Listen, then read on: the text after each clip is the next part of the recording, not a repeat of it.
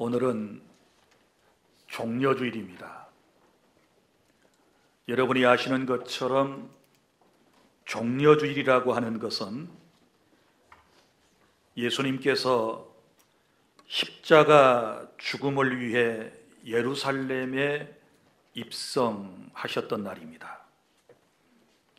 예수께서 어린 나귀 새끼를 타고 예루살렘에 입성하실 때 많은 사람들이 종려나무 가지를 흔들며 호산나를 외치며 환영했다고 해서 영어로는 palm Sunday라고 부르기도 합니다. 그리고 내일부터 고난주간이 시작됩니다.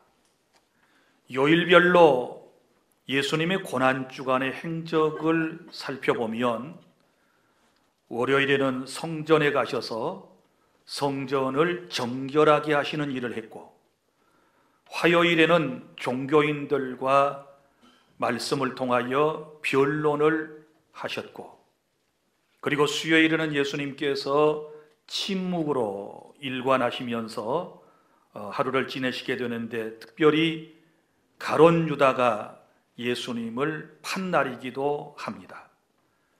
그리고 목요일에는 예수님께서 겟세마네 동산에서 기도하셨고 최후의 만찬을 행하셨으며, 금요일에는 오전 9시에 십자가에 못 박히셔서 오후 3시에 숨을 거두셨습니다.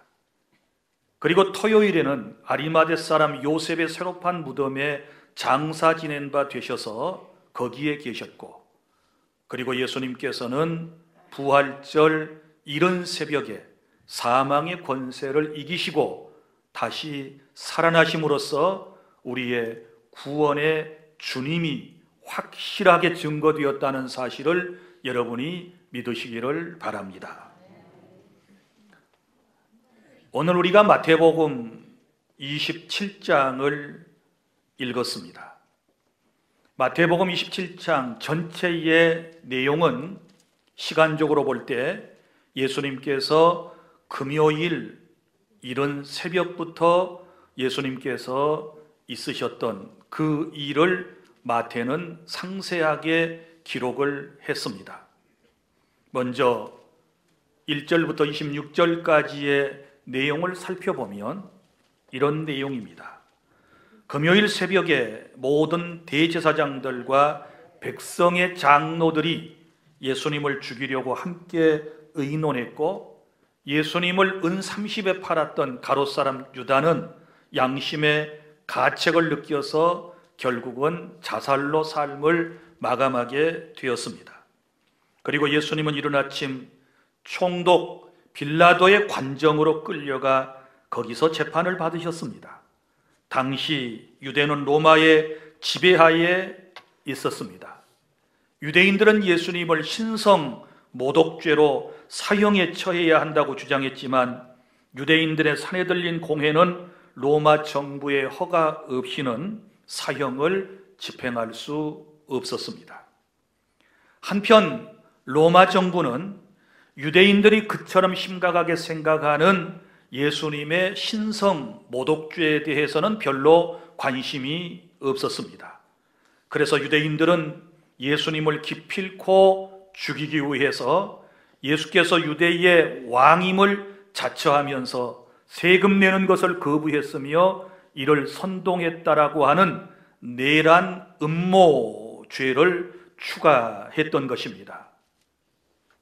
그래도 빌라도 총독은 로마의 법에 비추어 보았을 때 예수님께서 사형받을 만한 죄목이 없다는 것을 그는 인정을 했으면서도 내란이 일어나 자신이 통치하는 유대지방에 어려울 것을 염려한 그는 헤롯 안디바에게 예수님을 넘기지만 그도 책임을 지려하지 않았습니다. 다시 예수님은 총독 빌라도에게로 오게 되었던 것입니다. 빌라도는 명절 때마다 죄수를 석방하는 관례에 따라 예수님을 석방하려고 했지만 군중들은 악명 높은 바라바를 풀어달라고 소리를 쳤습니다. 그리고 빌라도는 성난 군중을 달랠 수 없게 되자 양심의 소리와 로마의 법을 무시하고 예수님을 채찍질하게 하고 십자가에 못 박히게 넘겨주었다라고 기록하고 있습니다.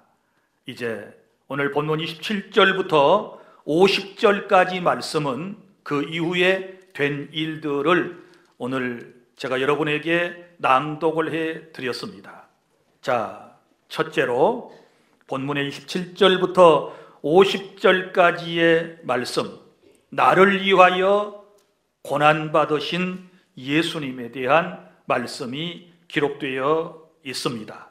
예수님께서 순환당하신 모습을 아주 상세하게 기록을 하고 있는데, 제가 27절부터 50절까지의 내용을 어린이들이 읽는 쉬운 성경을 참고로 해서 여러분들에게 이 내용을 말씀해 드리겠습니다. 27절부터입니다. 총독의 군인들이 예수님을 총독의 관저로 끌고 들어갔습니다. 그러자 모든 부대원이 예수님 주위로 모였습니다. 그들은 예수님의 옷을 벗기고 대신 붉은색 옷을 입혔습니다. 그리고 가시로 왕관을 엮어 예수님의 머리에 씌웠습니다. 그들은 예수님의 오른손에 지팡이를 쥐어주었습니다. 그리고 유대인의 왕 만세라고 말하며 예수님께 무릎을 꿇고 절하면서 놀렸습니다. 그들은 예수님께 침을 뱉고 지팡이를 빼앗아 머리를 쳤습니다. 예수님을 실컷 조롱한 후 붉은색 옷을 벗기고 원래의 옷으로 다시 입혔습니다. 그리고 예수님을 십자가에 매달아 죽이려고 끌고 갔습니다. 32절부터 보면 군인들이 나가다가 구레네 출신의 시몬이라는 사람을 만났습니다. 군인들은 그에게 강제로 예수님의 십자가를 지고 가게 하였습니다. 그들은 골고다라는 곳으로 갔습니다. 골고다는 해골의 땅이라는 뜻입니다. 군인들은 예수님께 쓸개즙을 섞은 포도주를 주어 마시게 했습니다. 그러나 예수님께서는 맛을 보시고는 마시려 하지 않으셨습니다. 군인들이 예수님을 십자가에 못 박고 제비 뽑아 예수님의 옷을 나누어 가졌습니다. 그리고 거기 앉아서 예수님을 계속 지켜보았습니다. 그들은 예수님의 머리 위에 이 사람은 유대인의 왕 예수다라고 쓴 궤패를 걸어 놓았습니다. 그때의 두 강도가 예수님과 함께 십자가에 못 박혔습니다. 한 사람은 오른쪽에, 다른 한 사람은 왼쪽에 매달았습니다. 지나가던 사람들이 고개를 저으면서 예수님께 욕을 했습니다.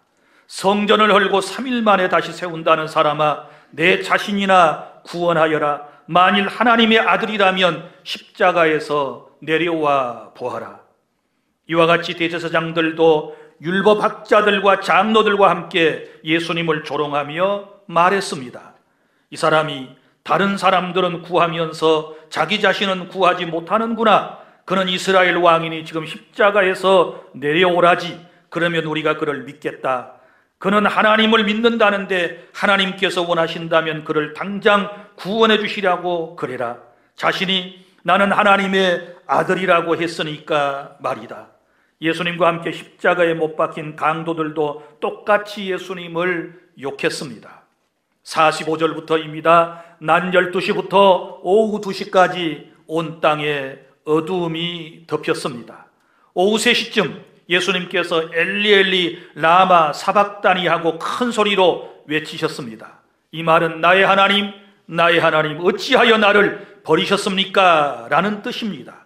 거기 서 있던 사람들이 이 말을 듣고 말했습니다. 이 사람이 엘리야를 부른다. 그러자 얼른 한 사람이 뛰어가서 해면을 가져다 흰 포도주를 적셨습니다. 그리고 예수님께서 마시도록 지팡이에 매달아 주었습니다.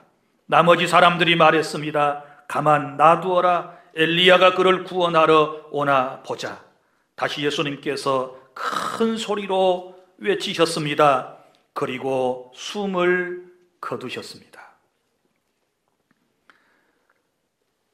사랑하는 여러분, 하나님의 아들이신 예수 그리스도께서 저와 여러분을 구원하기 위하여 사람의 몸을 입고 이 땅에 오셔서 순환받으시는 장면, 그리고 십자가에 매달려 죽으시는 장면을 여러분이 들으셨습니다.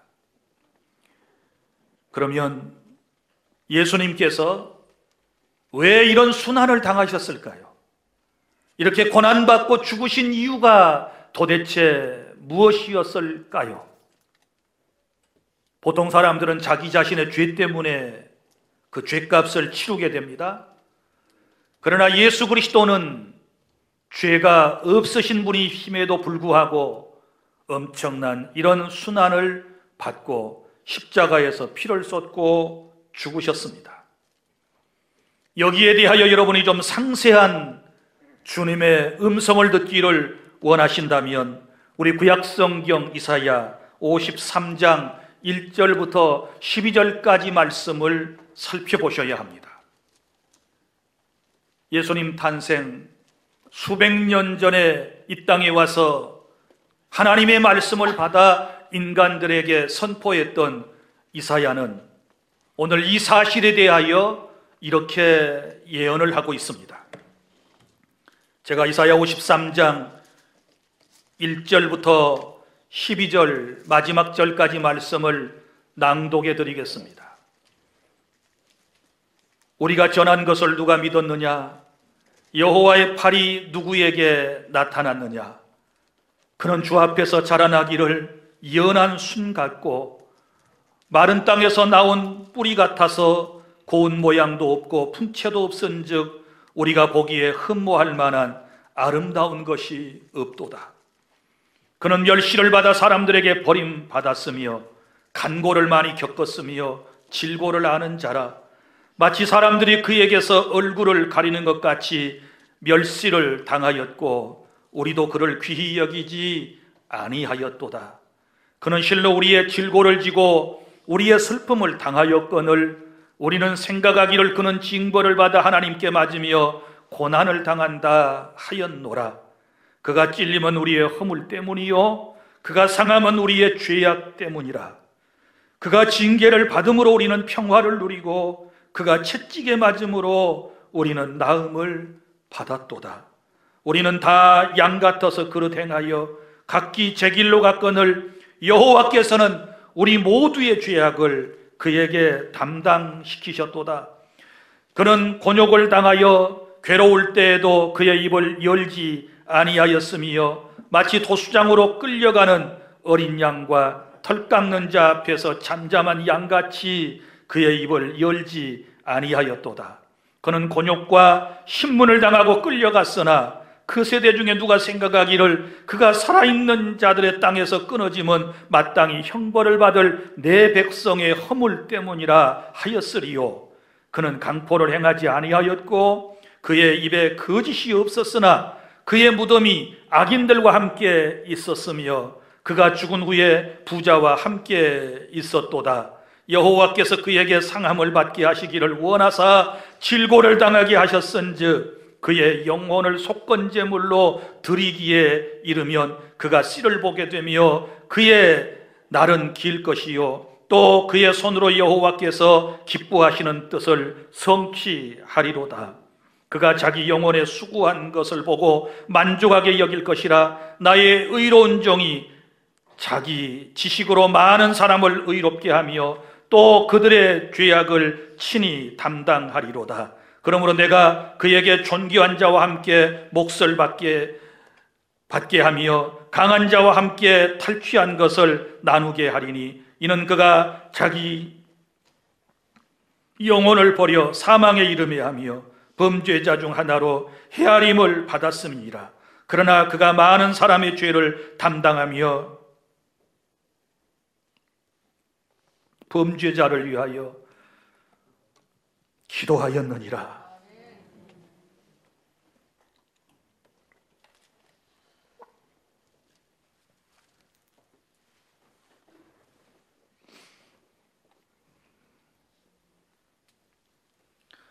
사랑하는 여러분,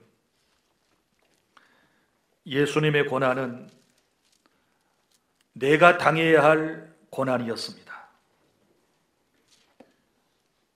예수님께서 저와 여러분을 살리시기 위해서 우리를 대신하여 십자가에서 순환받고 죽으셨습니다.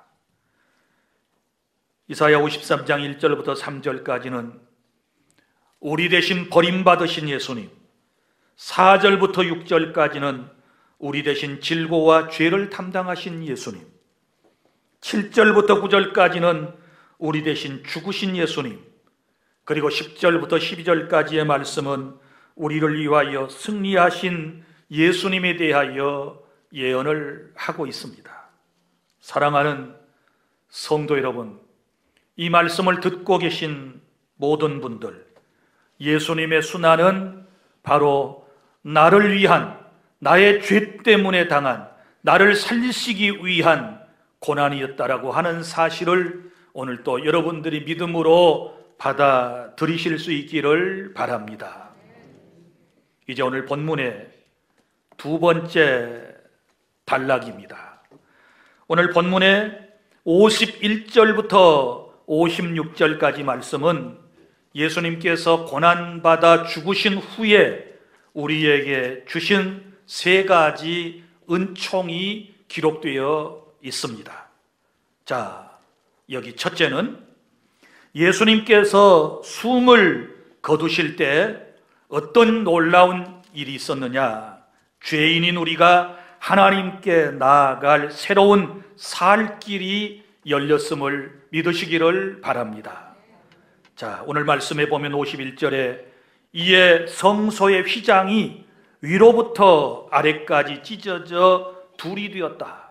예수님께서 숨을 거두시는 순간에 성전의 휘장이 찢어지는 이런 놀라운 일이 있었습니다. 그럼 이 휘장이 무엇일까요? 여러분이 구약 성전의 구조를 이해하실 수 있어야 됩니다. 구약의 성전은 매일 제사장이 들어가서 제사 업무를 보는 성소가 있습니다. 그리고 성소 앞에는 휘장이 있고 그 휘장 뒤에는 지성소라고 하는 곳이 있습니다. 지성소는 언약궤가 모셔져 있는 하나님의 임재의 상징이고 또 하나님이 그곳에 임재해 계셨습니다. 이 거룩한 장소는 아무나 볼 수가 없습니다. 아무나 들어갈 수 없습니다.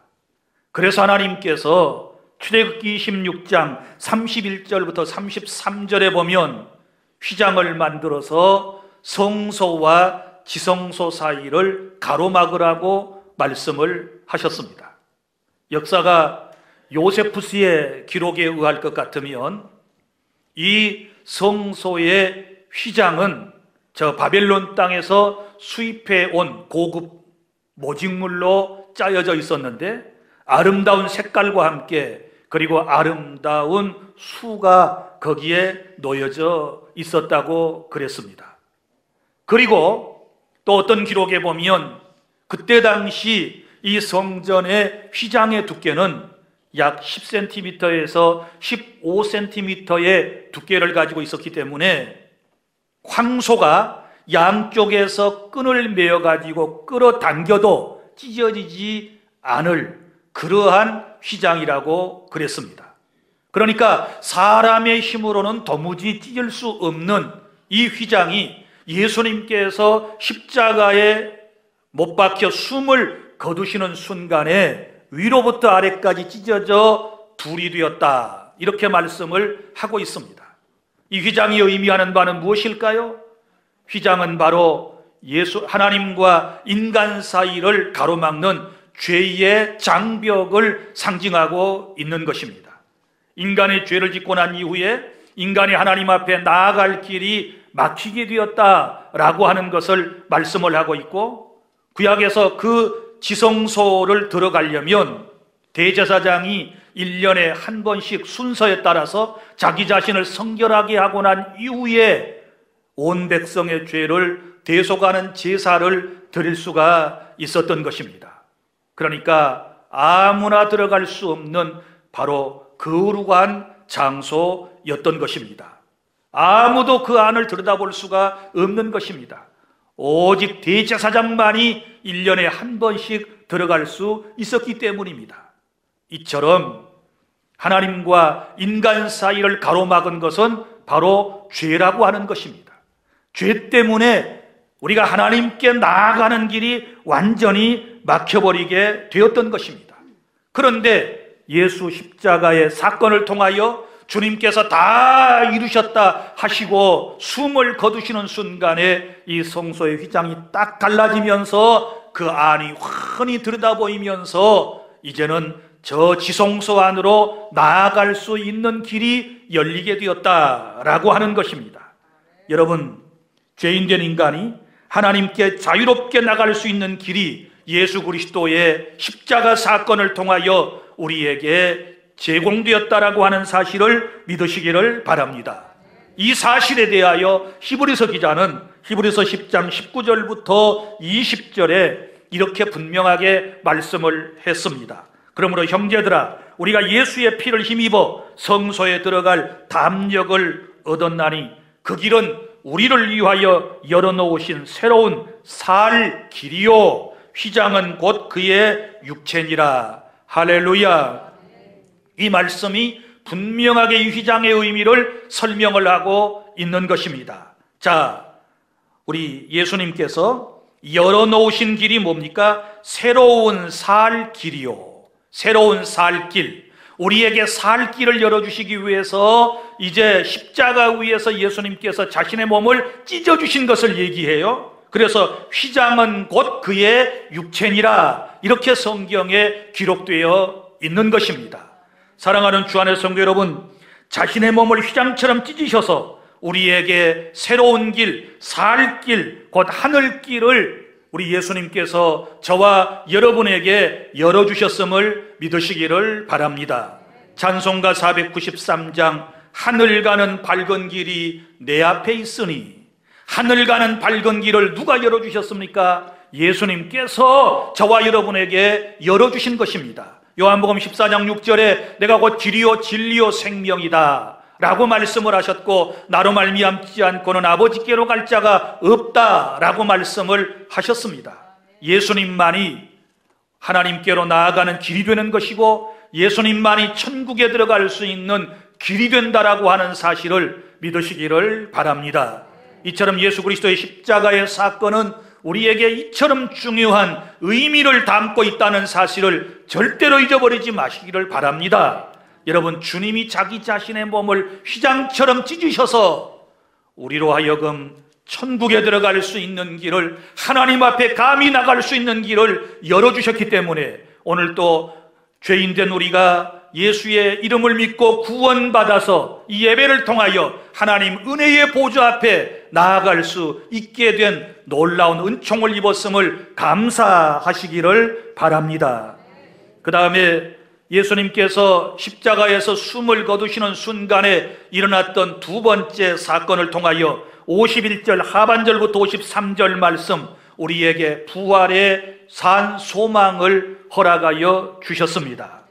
자, 여기 말씀에 보면 51절 하반절부터 땅이 진동하며 바위가 터지고 무덤들이 열리며 자던 성도의 몸이 많이 일어나되 예수의 부활 후에 그들이 무덤에서 나와서 거룩한 성에 들어가 많은 사람에게 보이니라. 아멘. 놀라운 사건입니다. 이 말씀은 사복음서 가운데 마태복음에만 기록되어 있는 말씀입니다.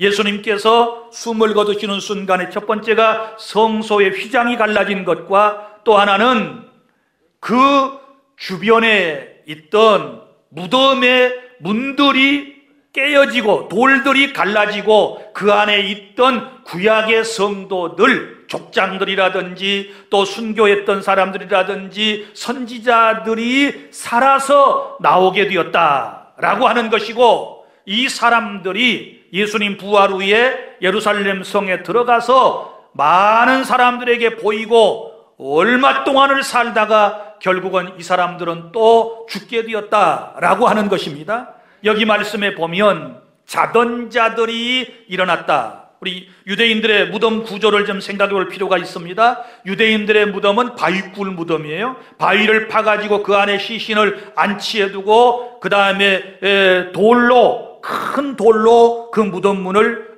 이제 막아버리게 되는 것이지요. 그런데 예수님이 숨을 거두시는 순간에 그 돌 무덤의 문이 박살이 나고 깨어지면서 그 안에 죽어있던, 잠들어 있던 사람들이 살아났다. 그래서 죽음을 잠잔다, 또 일어났다, 이런 표현을 본문에서 쓰고 있는 것은, 여러분, 잠자는 사람은 죽은 사람이 아니에요. 살아있는 상태에서 자는 것이고, 자는 사람은 언젠가 일어나는 거예요.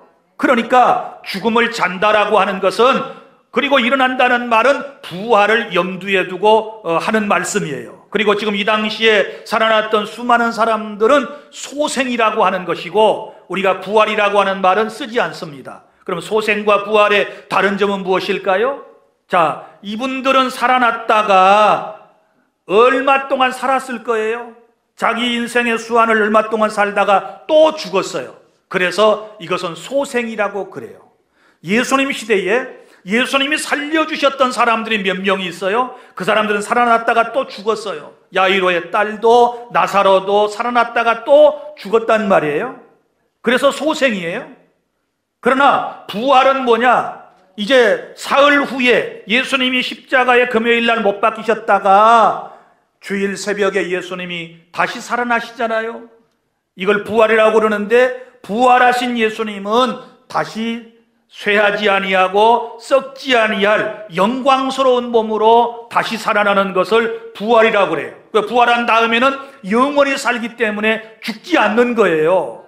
그래서 여러분이 기억하셔야 할 것은 소생과 부활은 다르다. 그러나 이 소생하는, 잠자던 사람이 다시 살아난 사건을 통하여 우리에게 부활이 있다는 것을 말씀하는 것이고, 또 예수님 자신이 부활의 첫 열매가 되셔서 우리에게 부활의 산 소망을 주셨다는 사실을 믿으시기를 바랍니다. 사랑하는 여러분, 죽음을 두려워하지 마십시오. 죽어야 다시 살 수 있습니다. 한 알의 밀알이 땅에 떨어져 한 알 그대로 있으면 그것은 싹을 피우지 못합니다. 그러나 그 밀알이 썩어졌을 때 다시 거기에서 새로운 생명이 나오는 것처럼, 여러분, 그리스도인인 저와 여러분들은 영원한 생명이 있고, 그리고 한 번은 누구나 다 세상에서 죽을 것입니다. 그러나 우리에게는 영원한 생명이 있기 때문에 우리는 죽지만 다시 그리스도께서 오실 때 부활체를 입게 될 줄로 믿으시기를 바랍니다. 여러분, 우리 기독교는 부활의 종교입니다. 어떻게 죽는 사람이 다시 살 수 있습니까? 많은 의문을 가진 사람들, 오늘 예수님께서 숨을 거두실 때 실제 당시에 무덤 속에 있었던 구약의 성도들이 소생했다는 이 사실을 통하여, 그리고 예수님께서 다시 죽었다가 살아나셨음을 통하여 확실한 부활의 산 소망과 믿음을 갖는 저와 여러분이 될 수 있기를 바랍니다. 그 다음에 또한 세 번째, 예수님께서 숨을 거두신 이후에 인생에게 주신 놀라운 은총은 54절입니다. 54절 낭독하겠습니다. 백부장과 및 함께 예수를 지키던 자들이 지진과 그 일어난 일들을 보고 심히 두려워하여 이르되 이는 진실로 하나님의 아들이었도다 하더라. 아멘. 하나님의 아들이심을 확증해 주는 놀라운 은총을 베풀어 주셨습니다. 여기 백부장과 그와 함께 예수를 지키던 자들은 누구입니까? 예수님의 시신이 안치되어 있는 돌무덤을 지금 지키고 있는 거예요. 왜냐하면 그 돌무덤 속에 예수님의 시신을 제자들이나 다른 사람들이 훔쳐다가 어디다가 놓고서 예수님이 부활했다, 말씀하시던 대로 다시 살아나셨다라고 할까 봐서 그것을 미연에 방지하기 위해서 지금 여러 명의 군대와 로마의 백부장이 지키고 있는 것입니다. 그럼 이 사람들은 어느 나라 사람들일까요? 로마 사람들이죠. 백부장은 로마인입니다. 그리고 지키던 군인들도, 유대인들은 군인이 없어요. 로마 군인들을 얘기하는 것입니다. 그러니까 이방인들이 그것을 지키고 또 그곳에서 되어진 일들을 지금 체험을 하는 거예요. 지진이 일어났습니다. 그리고 그 일어난 일들을 보고 무덤이 터지면서 구약시대에 죽었던 사람들이 살아나는 일을 보고 심히 두려워하여 이는 진실로 하나님의 아들이었도다, 이런 고백을 하고 있는 것입니다. 여기에서 특별히 마태가 로마인들이 이런 고백을 했다라고 하는 것은 기독교의 복음이 유대인들을 넘어서 이방인들에게 확대되고 있다라고 하는 것을 의도적으로 쓰고 있는 것이고, 또 누가복음에서는 누가복음 23장 48절에서는 이를 구경하러 모인 유대 무리들이 다 가슴을 두드리며 돌아갔다, 이렇게 기록을 하고 있습니다. 그러니까 유대인들도 그 모습을 똑같이 보았지만 가슴을 두드리며 돌아갔다, 애통하며 돌아갔겠지요. 안타까운 심정으로 돌아갔겠지요. 그리고 마음속에 진실로 하나님의 아들이시구나 라고 하는 그런 고백을 하게 되었을 것입니다. 사랑하는 여러분, 예수 그리스도의 십자가의 죽으심을 통해서 예수님은 하나님의 아들 되심을 많은 사람들이 믿게 된 줄로 믿으시기를 바랍니다. 오늘 설교를 듣는 여러분들 가운데 나는 여러분들의 신앙이 어떠한지 잘 모르겠습니다. 여러분들은 예수 그리스도를 누구라고 믿고 계십니까? 베드로는 마태복음 16장 16절에서 세상 사람이 나를 누구라고 말하더냐라고 묻는 예수님의 질문에 이렇게 대답했습니다. 주는 그리스도시요 살아계신 하나님의 아들이십니다. 할렐루야. 예수님 부활하신 이후에도 예수님을 만난 수많은 사람들이 진실로 예수 그리스도는 하나님의 아들이십니다, 이런 고백을 하는 것을 볼 수 있습니다. 사랑하는 주 안의 성도 여러분, 예수 그리스도를 여러분은 누구라고 고백하실 것입니까? 베드로가 그리하였던 것처럼, 오늘 여기 예수님의 무덤을 지키던 사람들이 그러했던 것처럼 주는 그리스도시요 살아계신 하나님의 아들이십니다 라고 고백하는 그런 은혜가 있기를 바랍니다. 이 믿음으로 고백해야 구원의 은총을 받을 수 있는 것이고, 이런 믿음을 가져야 올바른 믿음이라는 사실을 아시기를 바랍니다. 이제 세 번째 마지막 단락입니다. 본문의 55절부터 56절까지 말씀은 주님을 따르는 자세에 대하여 말씀을 하고 있습니다.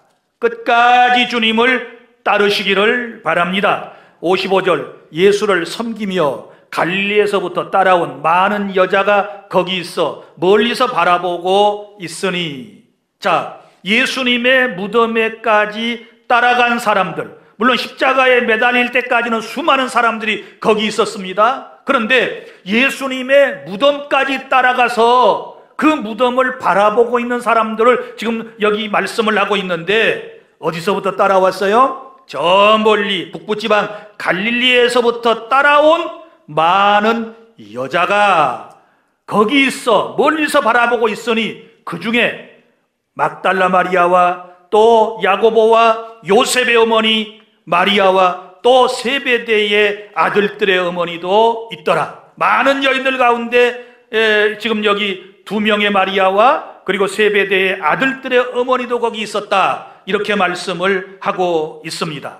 자, 예수님의 제자들 가운데 이제 끝까지 이 자리에까지 있었던 사람은 딱 한 명뿐인데, 요한복음 19장 26절에 보면 오직 요한만이 그들과 그곳에 함께 있었던 것입니다.